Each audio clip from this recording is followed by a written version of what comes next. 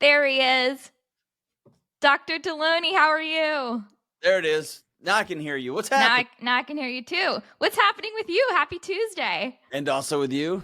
Jamie says you're the worst, and that's all.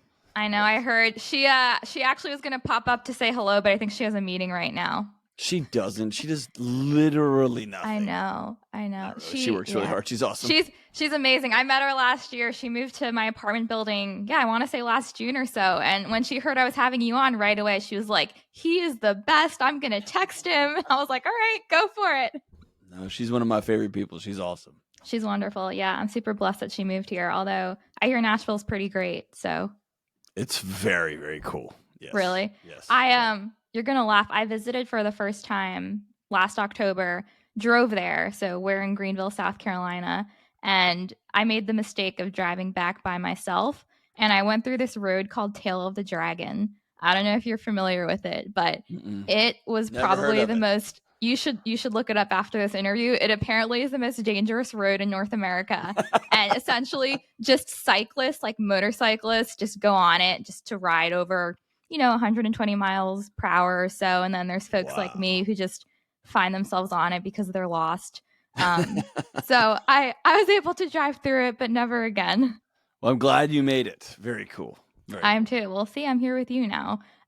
Well, to kick things off, first of all, I'm very excited to be speaking with you today. I actually first heard about you on the Growth Lab with Dr. Axe. And then before I knew it, your name just kept popping up on all of the other podcasts I listened to. And I was like, this guy seems pretty cool. And I just wanted to share with you that I really admire your mission and your work. So I'm just very grateful for your time and our conversation today. Well, thank you so much. I appreciate that. That means the world to me. Thank you. Absolutely. So you are a double PhD and a mental health expert who works with a ton of people. And I've been watching your show and hearing the conversations you have with folks who call in, and I absolutely love it. I've contemplated calling in myself quite a few times, but I mean, hey, now I get to have you here to myself for the next hour. We can do it right here. That's right. all my problems, let's go. But you really do a masterful job in helping people navigate through challenges that life often brings. I am curious, though, 20 years ago, if I were to tell you that you would be doing what you are doing right now with your show, with your books, your speaking, what would your response have been?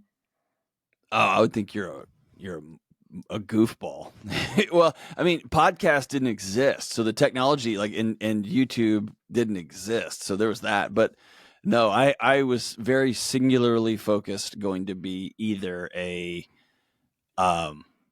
singer in a punk rock band, or I wanted to be an actor. Like I wanted to be a screenwriter and an actor. And so that anything else, I would have been like, you don't know me. You don't know the real me, right?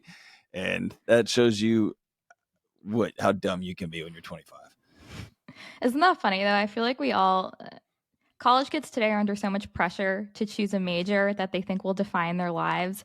But I feel like in over 90% of the cases, right, we don't ever really end up actually doing like what we thought we would do when we were between 18 to 22, or even what we studied. I mean, I studied business and economics, and here I am in the health and wellness space because I just decided to pursue a passion. But it's funny looking back, right? You can't connect the dots, looking forward, but looking back, it's funny how God works. Yeah, it's pretty wild. Yep. Well, I just finished reading your most recent book, Building a Non-Anxious Life. In fact, my mom actually read it first, and she could not put it down either.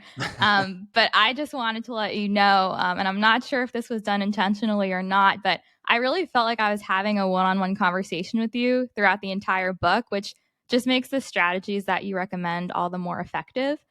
But let's get right into it, Dr. Delony. So what do you believe is the root cause of anxiety in people today? I guess I would back out and say I don't know that anxiety. I think the whole premise of the book, I don't think anxiety is the issue. I don't think that's the problem. If I was to deliver like a root cause of why all anxiety is an alarm, right? That your body's trying to get your attention. And if I was to distill it all the way down, I think we've created lives that our bodies aren't designed to live in, and we've called them normal. And anybody who challenges or questions those, what we now call normal, just gets cast aside as stupid or out of touch or dumb or old or some sort of ism. Like they get cast aside. Yeah. And so the whole premise is, what if our body's right? What if anxiety's right? What does that say about us? And more importantly, what do we do now? Yeah. I love that perspective. That's the first time I've heard someone refer to anxiety as an alarm. And it's so true, right? And I think, one thing you said too is what if we actually dared to stare and face it down, which obviously not many people do today. We're always kind of suppressing it. We fail to face a lot of things just due to our, I guess, inherent human nature, right? But you talk about but these. I think it's like, well, I'm sorry to interrupt, but I Yeah, think go it's ahead. I think our culture tells us that. I think that's like Yeah. the meta narrative. That's if you're uncomfortable, if something's wrong, then whatever that thing is needs to stop it, needs to fix it. Yeah. And here's a good example.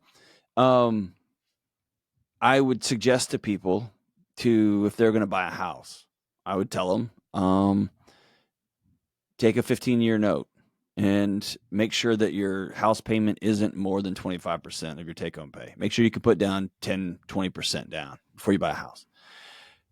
So now people are coming out of the woodwork to tell me that I'm out of touch. I don't understand how expensive housing has got, that I don't want people to have families and homes. And here's the deal. I do know. I'm trying to buy a house right now. I know firsthand how insane they are. And I bought a house in 2020. They're literally double. This isn't hyperbole. It's double than what I was trying to buy in 2020. Here's what doesn't care about my feelings. Math. What doesn't care about how bummed out I am that I had this picture for my family, that I want to get involved in this asset building too. I want to have a home that is mine, me and my wife, and where our kids. Dude, I totally get it. Yeah. But math doesn't care. And if we can't afford it, we can't afford it, we can't afford it. But we have a culture saying, no, what needs to change is math. We need to come up with different finagled loans that are going to make different ways for people to buy things that they can't afford. And then we're going to repeat 2008, 2009, 2010. And we do that with our psychology, with our relationships. We say things like, well, that marriage just, our relationship just ran its course. That's so dumb. They don't run their course. Somebody or both of you quit. And that's okay, but that's the truth, right? And so we have these cultural narratives that just say, if you're uncomfortable, if there's something weird, then they need to fix it so that your body's not anxious. No, dude, you need to stare down that reality and head into that.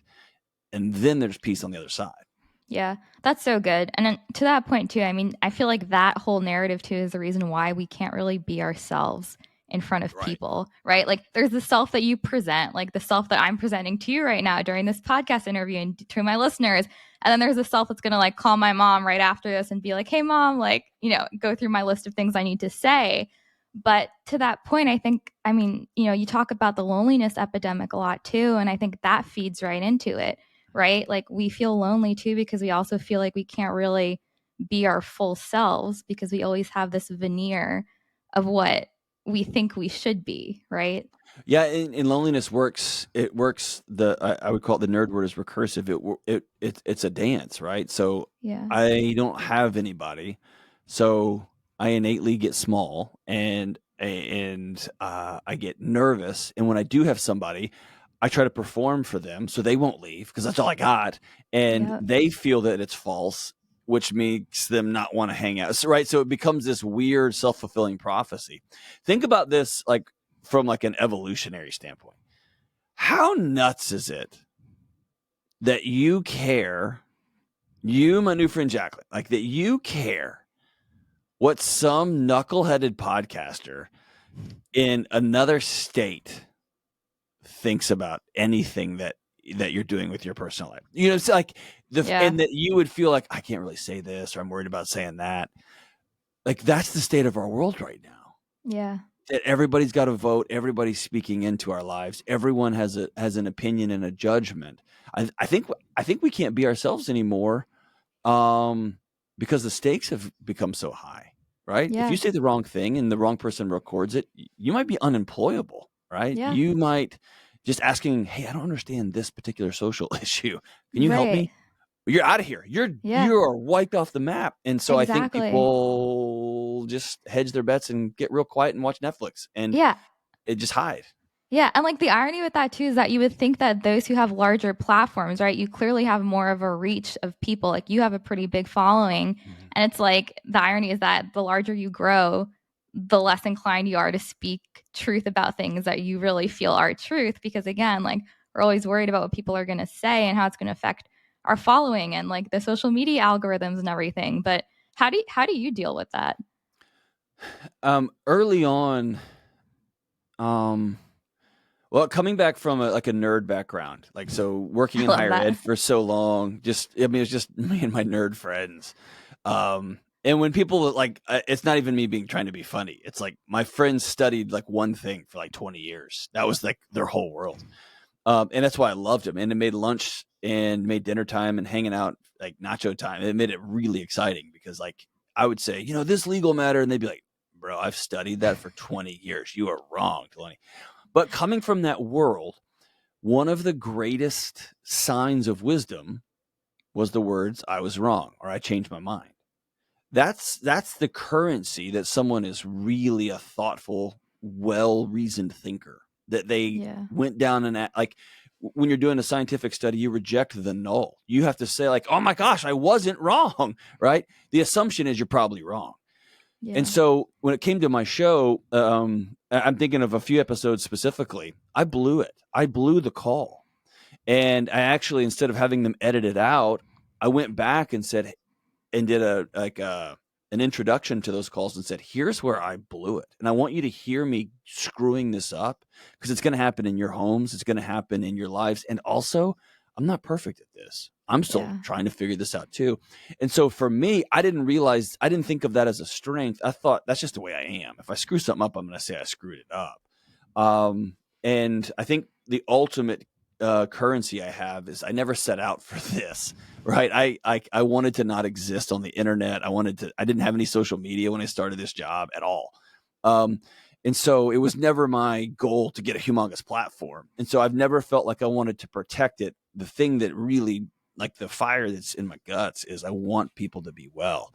And however delusional I am, I still think most people, most of the time want peace in their life. I just think we've created a world where nobody knows how to get it. And so that's my ultimate goal, whether I work at Burger King or whether I go back to working at the university or I continue to have a show that a lot of people listen to and watch. The main goal is, man, I want people to be well. Not, I want to be famous. Yeah. No, I love that. That clearly shows. I mean, I think that's why people feel such strong connection to you. Like, you're not that good. We know. We can tell when we are. No, I'm a fan of you, and I think you're very authentic, and that really shines through. And again, I think to your point about like just airing things that you've done, I guess airing things that you would have done differently, right? That just goes to show like you're accepting of not being perfect. And again, this whole like culture of toxic perfectionism, right? Where like, and you talk about it in your book that if something's not perfect, we automatically say, oh, this is not good. And the irony too with me, Dr. Delony, I feel like this is going to be a therapy session, is that like the more I get into podcasting and like building my platform, I mean, this podcast is less than a year old. This is probably like my 43rd episode. And it took a lot for me to start because I had no idea what I was doing. I just purchased a mic. I was like, all right, let's just start learning how to, use Riverside and whatnot.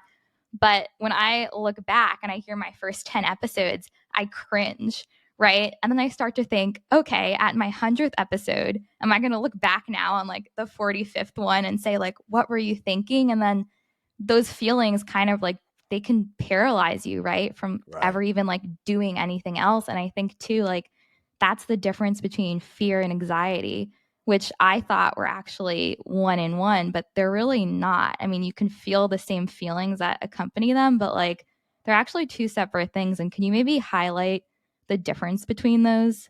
Yeah, but I want to go back to something you said because it's very important. If you were in 8th grade and a coach came out and said, "Hey, I've seen you run just around school. I think you're really fast. I want you to try out for the track team." I was really fast too. Okay, there you go. So you were really fast, and you ran track in 8th grade, and you did really good. And then you went on to train your freshman year and your sophomore year and your junior year in high school. And then you ran in the district meet and regional meet and state meet as a senior in high school. And you did really good. And then you moved to go and run in college. And when I ran for 1 year in college, and it's another level, right? And I went to like a nationally renowned track high school. And so I went from 8th grade, like from middle school to a juggernaut high school to, college is a totally different game. If I look back at how I was training and running as a freshman in college, back to my 8th grade year, all I would be filled with is pride. Yeah. Look how far I've come. Yet when it comes to something like podcasting, when we are trying a new skill as adults, especially when it's in the creative space, we think, oh my gosh, can you believe how slow I was when I was in 8th grade? Instead of going, dude, when we get to episode 150, this thing's going to be humming. And then we get to, and I actually crossed when I crossed episode 500. Wow. That I remember telling our team, I think I'm getting there. Like, I think I'm finally figuring this thing out. And so I think we've just decided that in some contexts, growth is wonderful and great. In others, it just highlights how awful we used to be. And I think that's a matter of context. And I just can't look at it that way anymore. I just have to look at it and think, man, if I've grown this much in 3 years, I hope I continue to grow this much in 3 more years. And that means in 6 years, I'm going to be so good at this. And I love that. It fills me with optimism and energy and jet fuel, not, oh my gosh, then I must be doing terrible right now because I'm brand new. I'm still learning how this whole thing works. Yeah. When it comes to fear and anxiety, fear is your body detecting an actual, like, there is a named threat in your, I would say environment, but it doesn't have to be proximal to you. It could be like a missile coming at you, right? There is a named thing that is about to cause you harm. Anxiety is the imagined threat that may or may not or might be. It's the alarm that lets you know, hey, we've detected some things, and that detection may or may not be true. And so I tend to distill it down. Fear is real, and anxiety is imaginary. It's maybe.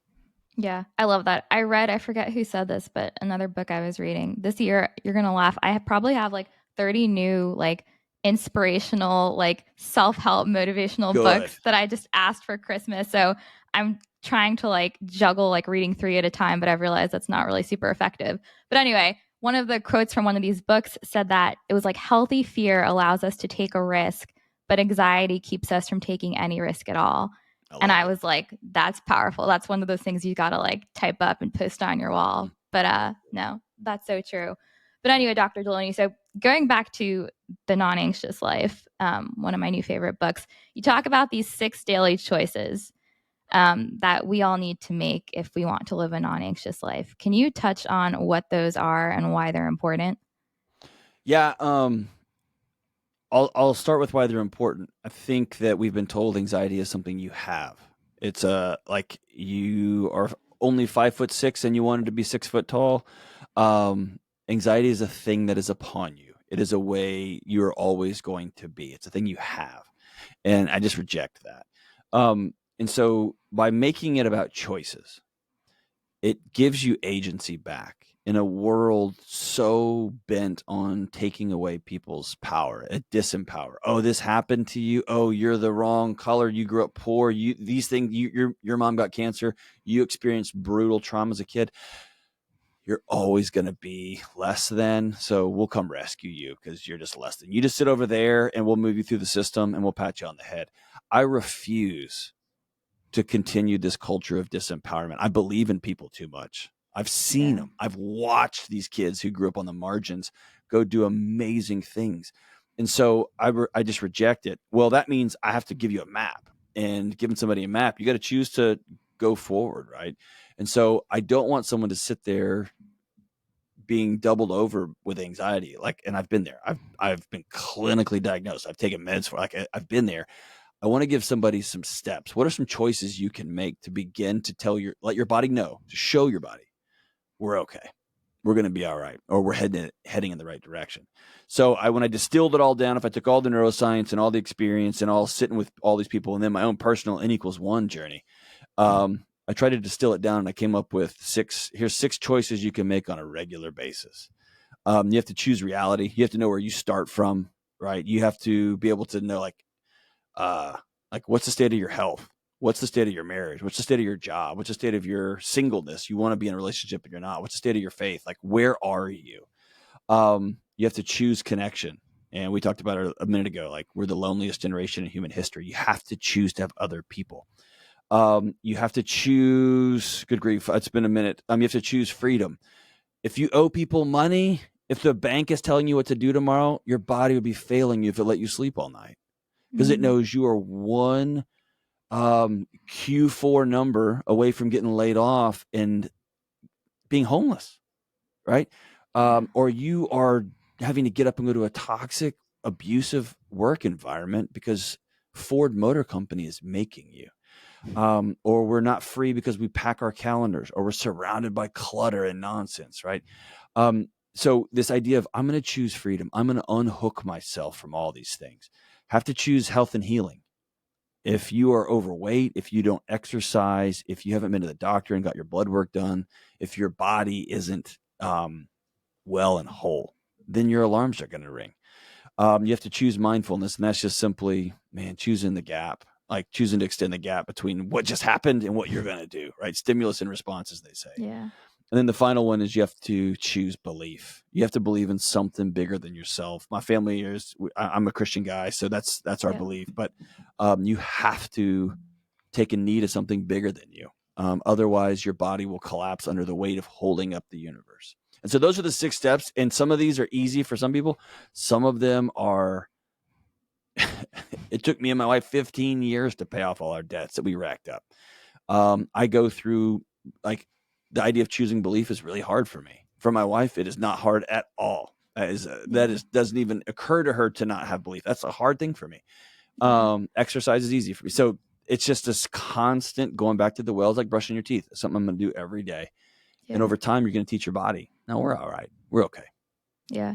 What's the most challenging for you personally of those 6? Choosing belief, choosing mindfulness and choosing belief. I really like to think that I can control everything, and I get really upset when I don't, and when I'm unable to. And choosing mindfulness is tough for me. I like to just respond, react, and it's just not a healthy way to do life. No, I'm the same way. What about you? I'm the same way. Honestly, who is that doctor or psychiatrist that you referred to in your book? I forget. Dr. Rollo May. Oh, Rollo May, yeah. Yeah. And I think he said it was like one means, I'm going to mess this up, but it was like one way of allaying anxiety is through frantic activity. Yeah. And that really spoke to me because I find, like, to the mindfulness point, like if I'm faced with challenging news, like right away, like the very last thing I do is be still. So like, for example, my mom was diagnosed with stage 4 breast cancer back in 2018. She's the reason behind this whole platform, behind WellnStrong. So God brought good from a bad situation. But even now, like anytime I'm faced with like a doctor's report or like, new genetic garden testing, if there's been any new mutations, like the second I learned of a new piece of information, right away, Dr. Delony, like I am online, I'm on Dr. Google, I'm searching everything and anything, I'm reading through all of the PubMed studies, and it's like I'm trying to learn as much as I can, and I've become frantic, like in that state.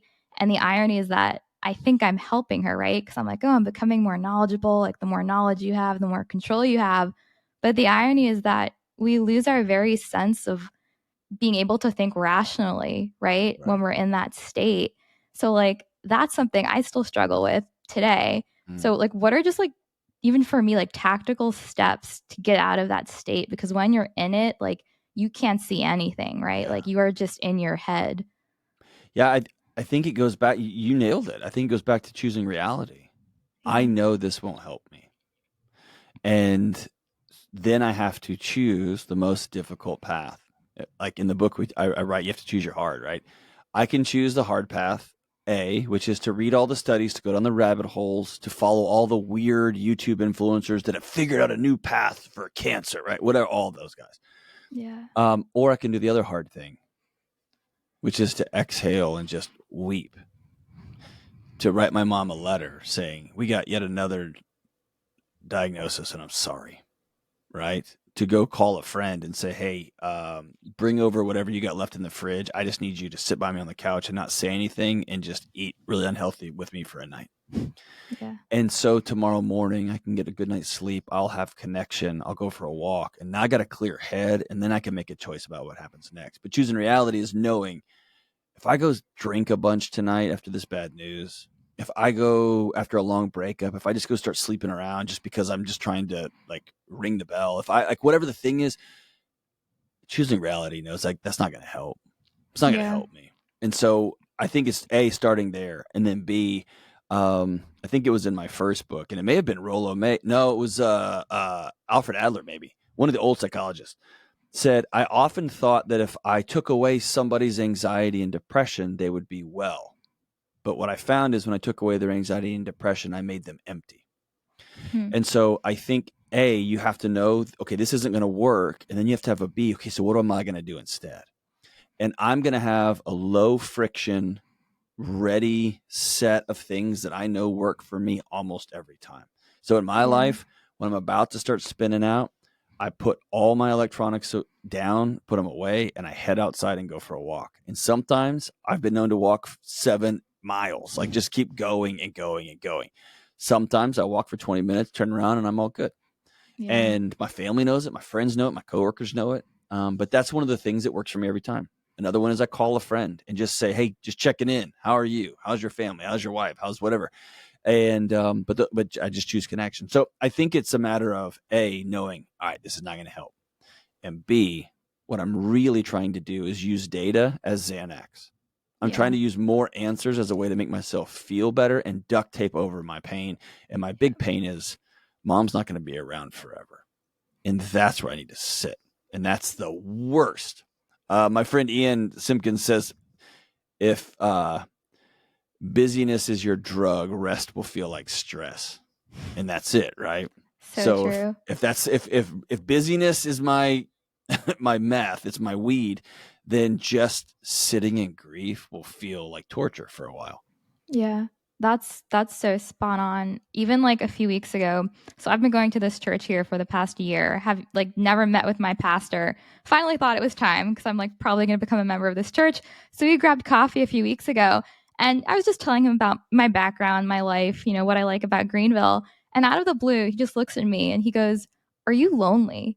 Because I was going on and on about how busy I am and I'm juggling all these jobs and working, and he's like, "Are you lonely?" And I had to stop and really think about that question because I'm in my mind, I was like, I don't really have time to be lonely because I'm always doing things, right?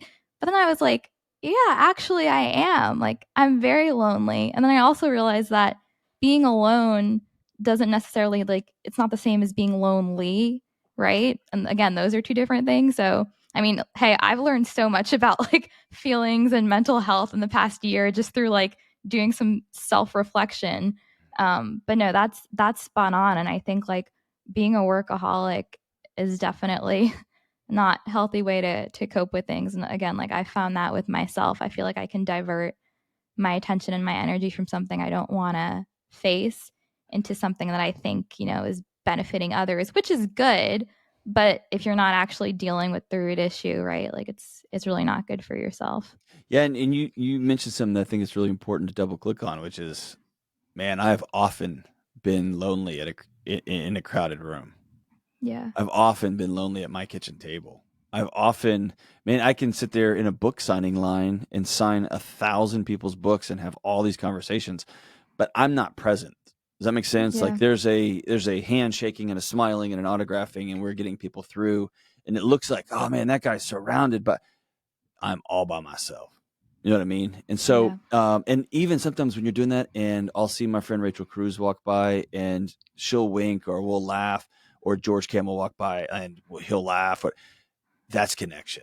now I'm not so alone, right? Even though I'm surrounded by people. So, I think we run really fast and we throw ourselves in big crowds and we say, look at us, we've got value and we're not lonely. And that's completely as far from the truth as possible. Yeah. And you've said this before too, but it's like you could have 1 million followers on social media and people are like, how are you never lonely?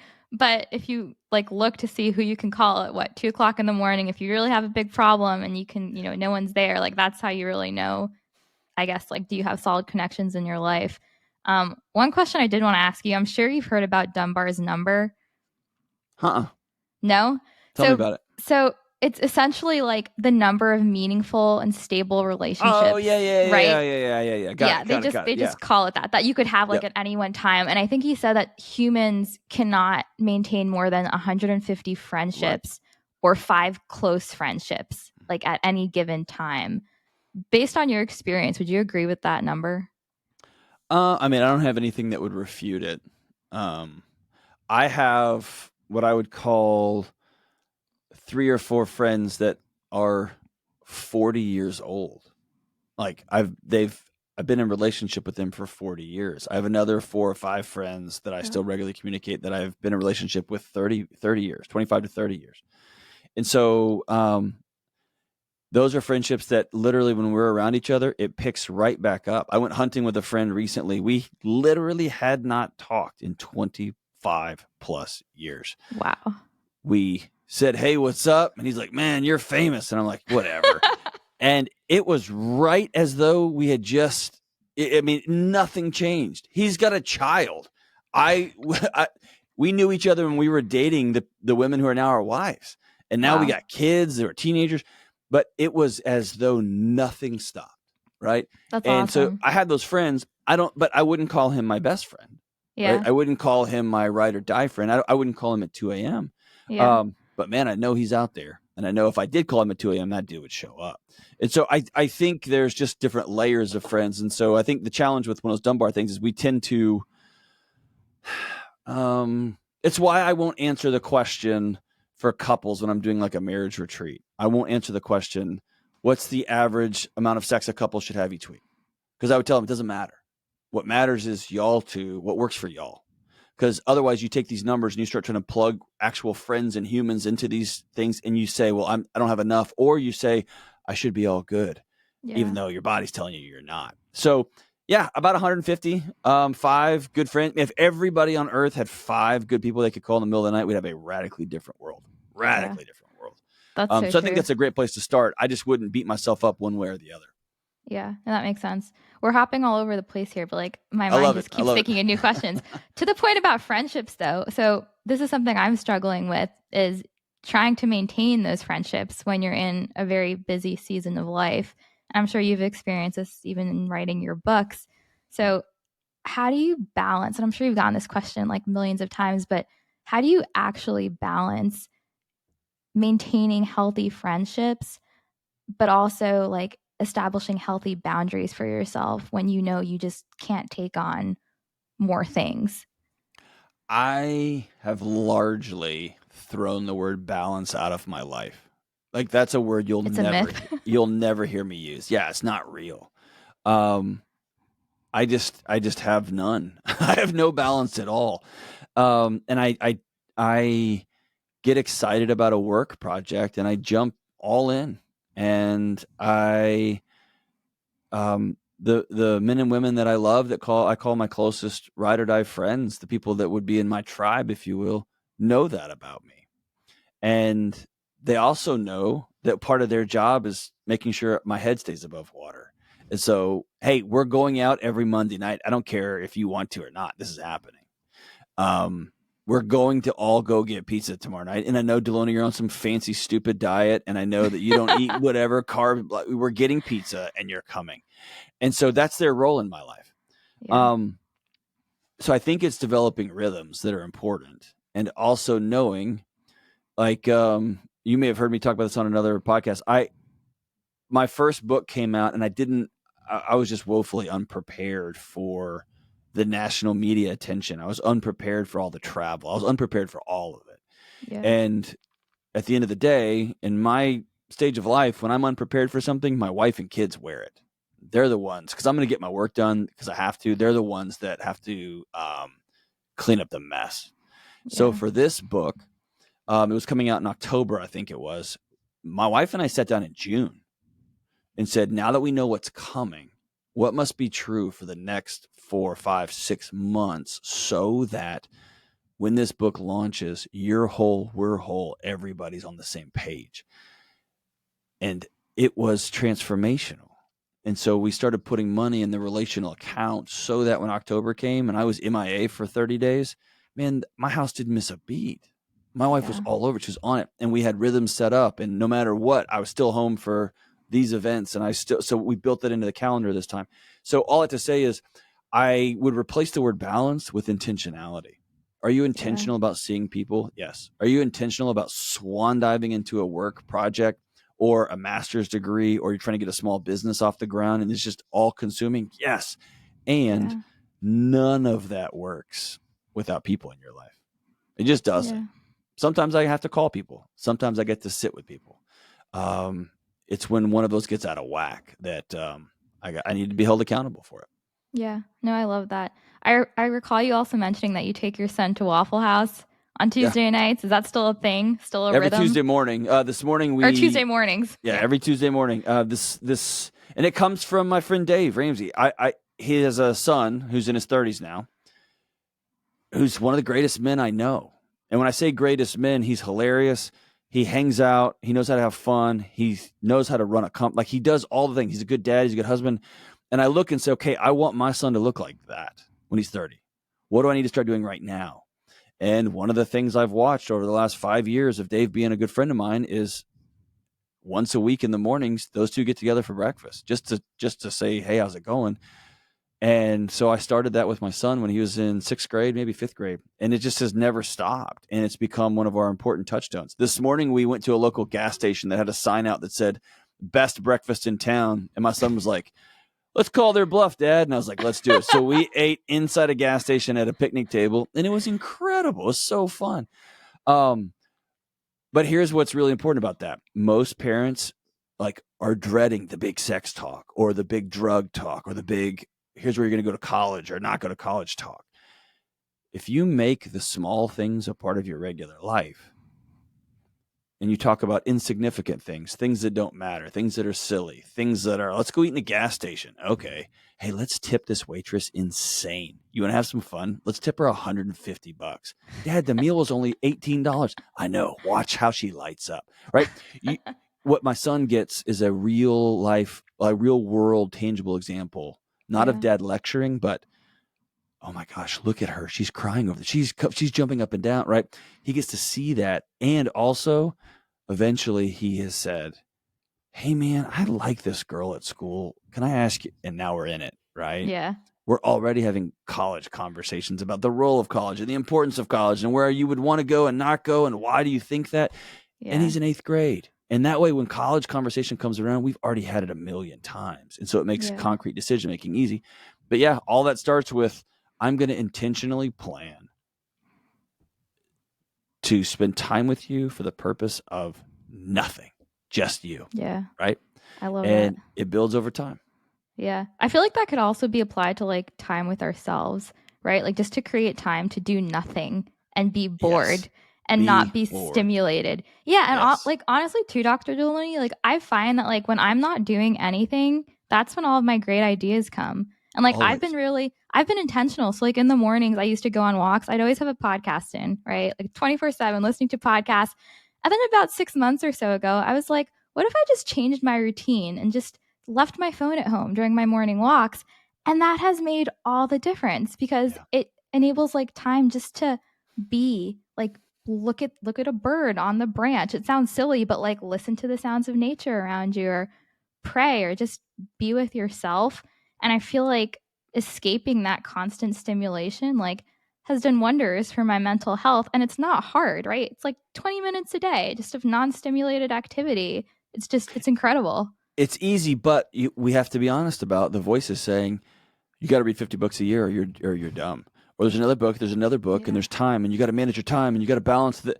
And so it's really an act of rebellion to say, I'm just going to go for a walk. I'm going to plug back into something way bigger than me, and that's nature. I'm going to plug back in, and then your body's not going to war, and it can go, and that's when you can finally have thoughts that aren't about survival, but are about, what if we did this? What if I had this guest? I wonder about this. And now you're talking about life change. Yeah, no, exactly. Spot on.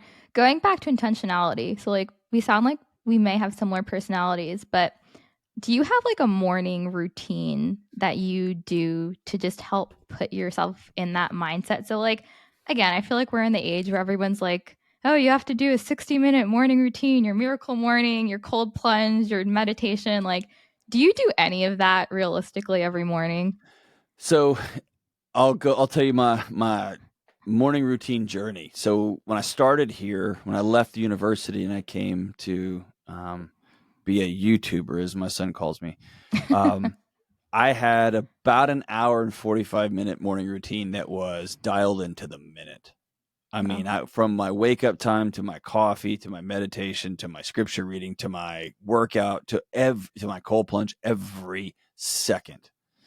And it was actually a run in here at the office. Alex Hermosi came in, who's a guy who's all over social media, talks about business and stuff. And he was on one of my friend shows here. And he was talking about why do we work? Why do we do all this? So that we have freedom. And that's one of my core messages. That's why you get out of debt. That's why you have healthy relationships. That's why you don't have clutter. So your body can go, whew. And I realized I was a slave to my morning routine. My morning routine dictated everything about my life. It didn't matter how I felt. Didn't matter what my kids needed or my wife needed. The thing that was reigned supreme in my life was that stupid routine. So now, several years later, I have distilled it down into some non-negotiables. What are the things I need to do so I can show up as a husband, as a dad, and as an employee the best? And I've learned I have to move in the morning. I have to have some sort of workout, period. I just don't show up well if I don't. I have to have some time with my kids and my wife. Sometimes that's just sit at the table coloring and we don't say anything. Sometimes it's checking in. Sometimes it's just me and my wife hugging for 30, 45 seconds without moving, just standing there and hugging. I have to have some sort of meditative reading time. I hired an old theology professor who's taken me back for the semester. I said, I want you to create a class that is Faith 101. I want to go back and all the way to the beginning and really dig into what I actually believe in a way that I can explain it to my 14-year-old son in a way that he could understand. And he's like, game on. So this morning I read from the book of Mark, and it's been fascinating going back and just starting from ground zero, being like, I don't remember this part being in here, right? And I think some of the people that are claiming this haven't read this part. So it's been fascinating. But and there's a few other things that I do, but it's very much based on what are the things I need to do so I can show up for the things that are important to me. Not, I got to get these things done. And then with whatever I have left, then I'll give that to my wife, my kids, my job. Yeah. And so I love that. it's made my morning way, way looser. And also I've found myself infinitely more productive. And can I just say this part? I don't have a six-pack of abs as nearly as tight as I did, right? I don't. And I probably can't run a mile as fast as I could 3 years ago. And I'll trade that all day long for me and my 14-year-old son looking at each other across the room and just laughing so hard, or my daughter coming in and hitting me with a towel and us starting to laugh. Like, I'll trade that all day long. Right? Yeah. I love that. No, I mean, that's what it comes down to, prioritizing what is important to you, right? And yeah, I'm getting to that point now. And I think too, like, my morning routine was pretty intense too in terms of length. And I realized that now it's not about checking the boxes, right? It's just about doing those one or two things to really help you. Yeah. Yeah, exactly. And it also changes seasonally, right? Yeah. When I'm in the middle of writing a book, my morning routine looks very different. When I am just getting off the road and I'm trying to get my feet underneath me, my morning routine looks very different. And so it's just being intentional about, all right, here's the season. It's winter, so I need to put a coat on. It's summer, I'm going to put shorts on. It's just being intentional about the season I'm in and creating a roadmap for how I can best be well to show up for whatever craziness is coming my way that day. Yeah, I love that. What does your daily roadmap look like? Like, are you the type of person where you like block out your time in structured segments to avoid distraction? Because that honestly is something I really struggle with, especially like being on social media. We feel like, I mean, I feel like I have to always be responsive immediately to people. And I'm realizing now that like it's not really helpful on both sides of the spectrum. So like, how do you deal with that? I have a unique position where I'm a media person, but I also work at a 1,000-person corporation. I work at a big media company. And so we have staff meetings, and I have business meetings, and I've got sales meetings, and I've got product development meetings. And so today I've been with some new sponsors. I spent some time with them coming up with ads, and I spent some time this morning coming up with buckets to redo our website. So no, I don't have the luxury of just saying, I don't do anything from 6:45 a.m. to 11 because I'm doing I just don't have that luxury. When it comes down to writing a book, then I block off some time. When it comes down to media, I've got blocks in my calendar so that I can do interviews like this. But I try to make it project specific, and I'm really working hard this year specifically to not just have that phone all the time with me. And here's really what broke me of it. I had a goal last year to reach X number of followers. Like I had my big audacious goal. Like the team came up with what they thought we could do, and I was like, I think we can do 100,000 more or whatever. We ended up maybe tripling. I mean, we went so far over that goal. Wow. And so this year, but it was all around social footprint. I didn't have any of that stuff. I had no social media, like I said. And so now it's done what I needed it to do, what I wanted it to do. And this year I have a different goal. And so if I look at social media, if I look at I have social media on a separate phone. If I look at that phone as a shovel, well, I've dug all the fence posts for the fence I'm building. So I don't have to carry that shovel around with me everywhere. I might need it here and there, but I'm done with the shovel. Now I'm on to, now I need to build a fence. And so this year I have some very specific goals around, I want the Dr. John Delony Show, my show, I want it to have X number of subscribers on YouTube by the end of the year. Cool. Then that's my new operating goal. And so I just don't have to carry the shovel around anymore because I'm trying to do something different this year. But again, it comes down to intentionality. And if you're not intentional, very intentional, hyper intentional, social media is designed to vacuum up every square second of your life. Unless you put up some pretty strong boundaries. No, and by the way, they're better than us. They are better than us. They're smarter than us. They're faster than us. They are better than us. And so thinking you can play the game and even keep up is insane. I'm just not going to play because I can't win. I can't win. None of us can. Yeah, no, I hear you.